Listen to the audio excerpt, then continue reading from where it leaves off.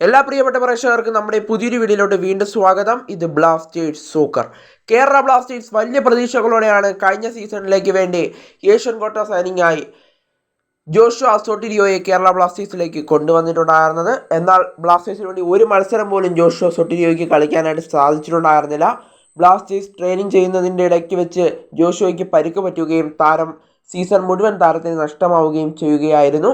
എന്നാൽ അടുത്ത സീസൺ മുതൽ ISL ഒരു കാര്യം ഇപ്പോൾ വ്യക്തമാക്കിയിട്ടുണ്ട്. ഇന്ത്യൻ സൂപ്പർ ലീഗ് വ്യക്തമാക്കുന്നത് പ്രകാരം അടുത്ത സീസൺ മുതൽ ടീമുകൾ ഏഷ്യൻ ക്വാട്ട സൈനിങ് നടത്തുന്നത് നിർബന്ധമല്ല. ടീമുകൾക്ക് ഇഷ്ടമുണ്ടെങ്കിൽ മാത്രം ഏഷ്യൻ ക്വാട്ട സൈനിങ് നടത്തിയാൽ മതിയാകും. കർശനമായും ഏഷ്യൻ ക്വാട്ട സൈനിങ് നടത്തേണ്ടതില്ല എന്നാണ് ISL ഒരു വിജ്ഞാപനം ഇറക്കിയിട്ടുണ്ടായിരുന്നത് അടുത്ത സീസണിന് വേണ്ടിയിട്ട്. എന്നാൽ ഇപ്പോൾ ബ്ലാസ്റ്റേഴ്സ് അടുത്ത സീസണിന് വേണ്ടി തയ്യാറെടുക്കുമ്പോൾ ഏഷ്യൻ ക്വാട്ട സൈനികയായ ജോഷുവ സൊട്ടിരിയോയെ ബ്ലാസ്റ്റേഴ്സ് ഇപ്പോൾ ഒഴിവാക്കി എന്നാണ് മനസ്സിലാക്കാനായിട്ട് സാധിക്കുന്നത്.